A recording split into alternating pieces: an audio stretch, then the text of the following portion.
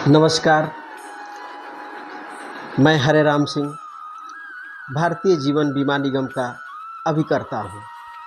मैं आरा शाखा से जुड़ा हुआ हूँ और मंडल प्रबंधक क्लब सदस्य हूँ। दोस्तों, इस संसार में जितने लोग हैं, जीविकोपार्जन के लिए कोई न कोई पेशा से जुड़ा हुआ है। उसी तरह ईश्वर ने मुझे ये पेशा सौंपा है। मेरा ये काम ही है, लोगों के पास जाऊं, उन्हें कन्विंस करूं, उन्हें जीवन बीमा कराने के लिए प्रेरित करूं। लेकिन मैं अक्सर कहीं जाता हूं, अगर 10 व्यक्ति से वार्तालाप करता हूं, 10 व्यक्ति से मुलाकात करता हूं, उन्हें प्रेरित करता हूं, तो उसमें से कहीं कोई एक व्यक्ति ही तैयार होता है। फिर भी मुझे निराशा नहीं होती, मुझे बहुत खुशी होती है और मुझे अपने पेशे पर गर्व होता है, क्योंकि मैं समाज में जाकर लोगों से खर्च नहीं कराता हूं, बल्कि मैं उनका बचत कराता हूं और बचत के साथ साथ उनके पूरे परिवार को आर्थिक सुरक्षा भी उपलब्ध कराता हूं। तो कभी कभी प्रश्न उठता है, कभी कभी कहीं कहीं ऐसे लोग या ऐसे समूह से मुलाकात होती है जिससे पता चलता है कि उनके बीच में एलआईसी के प्रति या अन्य जीवन बीमा के प्रति कितनी नकारात्मकता है। तो सवाल उठता है, प्रश्न उठता है कि एलआईसी कराने वाले मूर्ख होते हैं या चालाक होते हैं। कहीं कहीं तो कुछ लोग ऐसे भी बोल देते हैं कि एलआईसी कराने वाले बेवकूफ़ होते हैं, मूर्ख होते हैं। लेकिन जो समझदार लोग होते हैं, जो इस बात को समझते हैं, उन्हें बहुत ज़्यादा प्रेरित करने की ज़रूरत नहीं होती है। वो स्वयं आग्रह करके बीमा कराते हैं। मेरे कई ऐसे कस्टमर्स हैं जिन्होंने मुझे बुलाकर बीमा कराया, बुलाकर बीमा दिया हमें। अब मैं एक उदाहरण के द्वारा आपको बता रहा हूँ और आप निर्णय कीजिएगा। दोस्तों, इसमें दो राय नहीं है।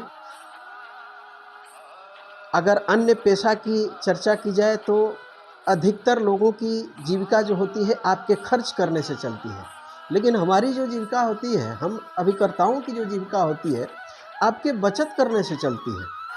आप किराना सामान लाते हैं तो जाहिर है दुकानदार को 2 पैसे की आमदनी होगी। आप कपड़ा पहनते हैं, कपड़ा दुकानदार को आमदनी होगी। आप बीमार पड़ते हैं, डॉक्टर को आमदनी होगी। आप दवा खरीदते हैं, मेडिकल वाले को आमदनी होगी। आप पेट्रोल टंकी पर गाड़ी में तेल भरवाते हैं, पेट्रोल टंकी वाले को फ़ायदा होगा। कोई गाड़ी खरीदते हैं, गाड़ी एजेंसी को फ़ायदा होगा। तो यही कहा जाता है कि लोगों का जो व्यवसाय है, आर्थिक चक्र है, वो एक दूसरे से जुड़ा हुआ है। हर व्यक्ति एक दूसरा से जी रहा है। अब रह गई बात बीमा कराने वाले की, तो हम आपके पास जाएंगे, आपसे आग्रह करेंगे या करते भी हैं। कराना न कराना आपके विवेक के ऊपर निर्भर करता है। कोई भी अभिकर्ता, कोई भी एजेंट आपसे केवल आग्रह ही कर सकता है। बीमा लेना या न लेना आपके विवेक और आपके सोच के ऊपर निर्भर करता है। अब आते हैं कि बीमा कराने वाले मूर्ख होते हैं या चालाक होते हैं या समझदार होते हैं। मैं एक उदाहरण देकर आपको समझाने जा रहा हूं। आज से मान लीजिए कि 20-21 साल पहले कोई अभिकर्ता किसी गांव में गया। मान लीजिए कि मैं ही गया।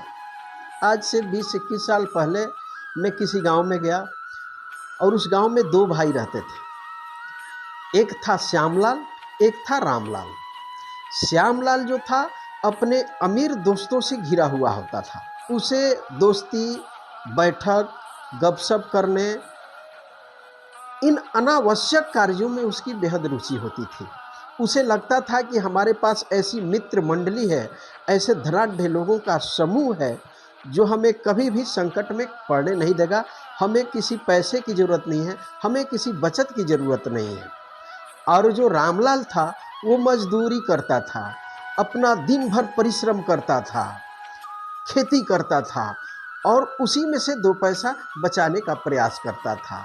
मैं अभिकर्ता दोनों के पास बचत का प्रस्ताव लेकर गया। सबसे पहले श्यामलाल के पास गया और उनसे आग्रह किया कि भैया आप बीमा करा लीजिए, जीवन बीमा कराइए, एक बचत का पौधा है। आज के 20-21 साल बाद आपको हो सकता है कि बेटे बेटी की शादी करनी होगी, उनका पढ़ाई लिखाई या अन्य खर्च के लिए या उन्हें कोई रोजगार कराने के लिए ही आपको ज़रूरत होगी, तो कुछ बचत हो जाएगी और साथ ही साथ आपको आर्थिक सुरक्षा भी मिल जाएगा। तो उनके इर्द गिर्द जितने दोस्त थे या जितने सलाहकार थे, उन्होंने मेरी खिल्ली उड़ाई। उन्होंने कहा कि नहीं, जीवन बीमा कराने से कोई फ़ायदा नहीं है, ये तो मरने के लिए कराता है कोई। उनकी बातों से मैं सहमत नहीं हुआ। कुल मिलाकर श्यामलाल भाई जी ने यही सोचा कि हमारे पास दोस्तों का समूह है, हमारे पास ऐसे बहुत सारे दोस्त हैं जो ज़रूरत पड़ने पर हमें बहुत लाखों रुपए की मदद कर सकते हैं। उन्होंने कहा कि हमें बचत की ज़रूरत नहीं है भाई साहब, अब जा सकते हैं।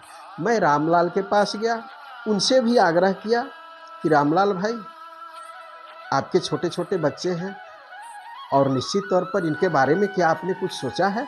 आज के 20-21 साल बाद बच्चे बच्चियों की शादी करनी होगी, उस समय आपको अकस्मात पैसों की ज़रूरत पड़ेगी। जब मैंने समझाया तो रामलाल भाई साहब समझ गए और उन्होंने एक बीमा कराया और लाभ सहित बीमा कराया, जिसमें बचत भी, सुरक्षा भी और ब्याज भी, यानी रिटर्निंग भी अच्छा मिलता था। जैसे आजकल बहुत सारे ऐसे ट्रेडिशनल प्लान हैं, जीवन लक्ष्य है, जीवन लाभ है। तो उन्होंने एक प्लान लिया, बंदोबस्ती योजना, 21 साल के लिए प्लान लिया और अपने आमदनी का छोटा छोटा बचत जो हुआ हर साल जमा करते गए, जमा करते गए, जमा करते गए। जब 21 साल पूरा हुआ तो ठीक उनके घर में उनकी बेटी की शादी पड़ी और भाई साहब आपको बता दूं कि उनकी बेटी की शादी होने के समय उन्हें अतिरिक्त पैसों की ज़रूरत नहीं पड़ी।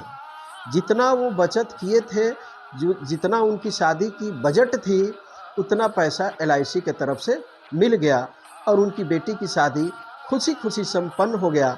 उन्हें किसी रिश्तेदार या मित्र के पास हाथ फैलाने की ज़रूरत नहीं पड़ी। अब चलते हैं श्यामलाल भाई साहब के पास। श्यामलाल भाई साहब की भी 21 साल पूरा हुआ और उनकी भी बेटी की शादी हुई, लेकिन उन्हें तो अपने दोस्तों के ऊपर अभिमान था, क्योंकि उनके दोस्तों ने उनसे कहा था कि बीमा मत कराओ, इससे कोई फ़ायदा नहीं है। तो जब शादी पड़ी तो वो अपने दोस्तों के पास गए, क्योंकि उनके पास तो कोई बचत था नहीं, उनके पास कोई पैसा था नहीं, वो बचत किए नहीं थे। दोस्तों के पास गए कि अरे भाई, मेरी बेटी की शादी है, 2 लाख तुम दो, 2 लाख तुम दो, 2 लाख तुम दो। लेकिन भाई साहब, बड़े दुर्भाग्य के साथ कहना पड़ रहा है कि उस वक्त श्यामलाल भाई साहब को किसी दोस्त ने मदद नहीं की, क्योंकि उस समय तक सारे दोस्त बदल चुके थे। कुछ ऐसे भी दोस्त थे जिनकी खुद की आर्थिक स्थिति खस्ते हाल हो चुकी थी और वो कर्ज के बोझ में पड़ गए, कुछ संपत्ति हटानी पड़ी, कुछ ज़मीन बेचनी पड़ी, वगैरह वगैरह। वो जैसे तैसे जो चाहिए उस हिसाब से वो अपनी बेटी की शादी नहीं कर पाए। तो अब आप स्वयं तय कर सकते हैं कि LIC कराने वाले मूर्ख होते हैं या समझदार होते हैं। बहुत सारे ऐसे कस्टमर होते हैं कि 2-4 साल 5 साल चलाएंगे, उसके बाद कोई रिश्तेदार बोल देगा, कोई मित्र आकर बोल देगा कि अरे यार, LIC कराने में कोई फ़ायदा नहीं है, इससे तो एजेंटों को लाभ होता है। तो क्या करते हैं, क्लोज कर देते हैं। LIC का प्रीमियम आपका जो होता है कभी आप पर बोझ नहीं है, उसे बोझ मानकर मत ढोइए, उसे आप बचत मानकर ढोइए। वो आपका खर्च नहीं है, वो आपका बचत है। तो बहुत सारे हमें दुख होता है, बहुत सारे कस्टमर्स होते हैं कि 2-4-5 साल चलाएंगे, उसके बाद कोई मित्र आएगा, कोई व्यक्ति आएगा, सलाह देगा कि अरे लंबा है, 20-21 साल कौन जमा करेगा। लेकिन भाई साहब, समय व्यतीत होते देर नहीं लगती।